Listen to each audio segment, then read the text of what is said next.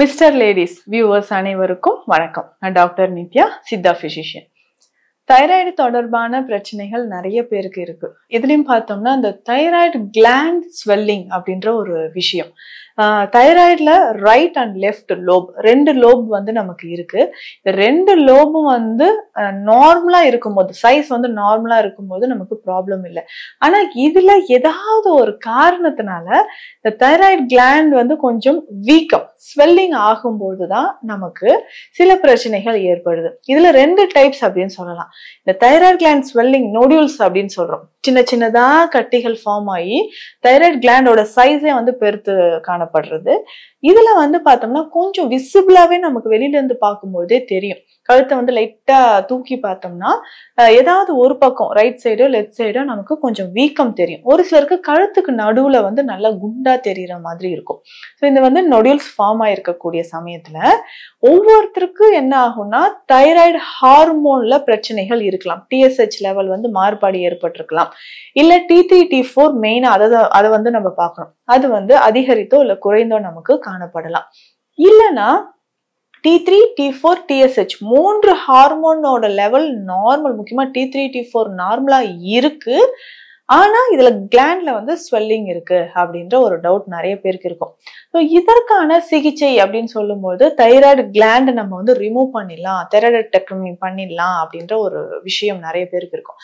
இந்த தைராய்டெக்டமி நம்ம பண்ணும்போது என்ன பண்றோம், நமக்கு தைராய்டுல நேச்சுரலாவே அந்த ஹார்மோன் செக்ரேட் ஆகாம டெய்லி சப்ளிமெண்ட்ஸ் வந்து நம்ம எடுக்கிற மாதிரி ஆயிடும். ஸோ அப்போ வந்து தைராய்டு ஹார்மோன் வந்து 50 மில்லிகிராமோ இல்லை 75, 100 இந்த மாதிரி மெடிசன்ஸை வந்து நம்ம தொடர்ந்து எடுக்கிற மாதிரி இருக்கும். ஸோ அந்த மாதிரி இல்லாம இந்த வீக்கம் நொடியூல்ஸ் ஃபார்ம் ஆகி இருந்துச்சுன்னா அதை அகற்றாமல் நம்ம வேற என்னென்ன சிகிச்சைகள் எடுக்கலாம். ஏன்னா ஏற்கனவே நமக்கு வந்து தைராய்டோட செக்ரேஷன் ஹார்மோன்ஸ் வந்து நார்மலா செக்ரேட் ஆயிட்டு இருக்கு.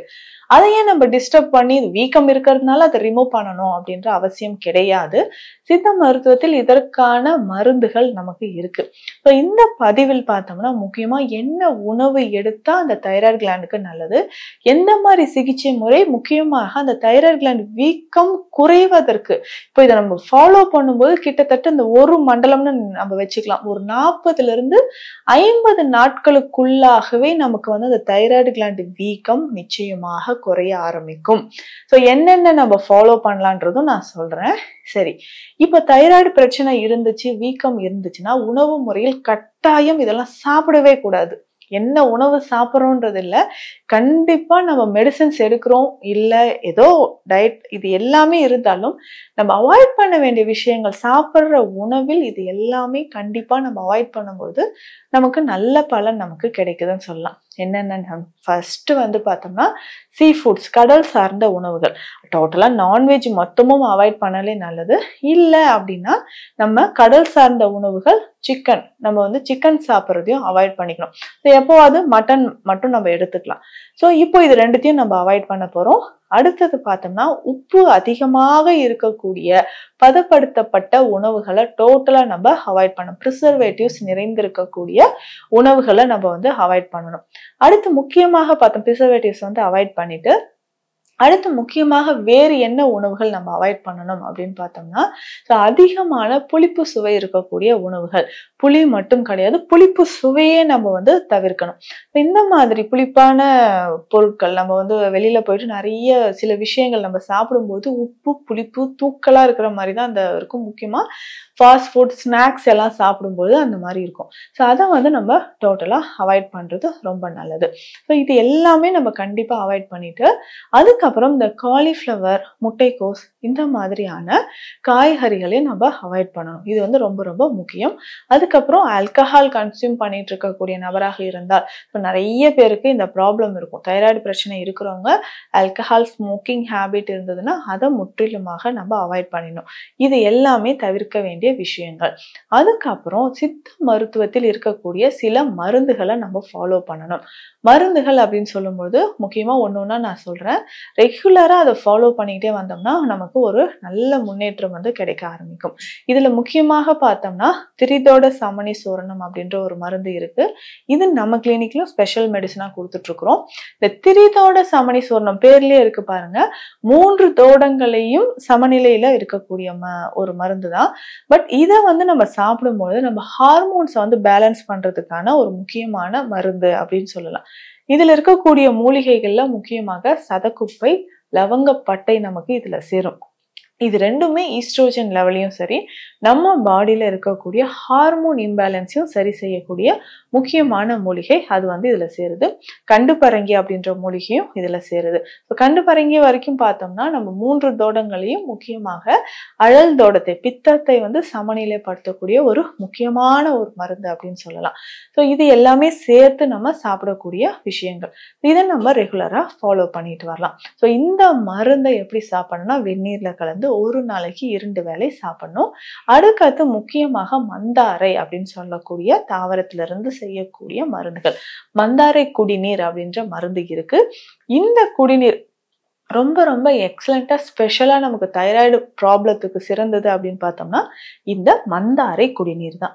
இதை ஒரு நாளைக்கு காலையில, தினமும் காலையில ஒரு வேளை நம்ம வந்து சாப்பிட்டுக்கிட்டே வரும்பொழுது உடல்ல இருக்கக்கூடிய அதிகப்படியான உஷ்ணம் குறைந்து ஹார்மோன் இம்பேலன்ஸ், பிசிஓடி இருக்கா, தைராய்டு சார்ந்த பிரச்சனைகள் இருக்கா, அது சரி செய்யறதுக்கும் நமக்கு பயன்படுது.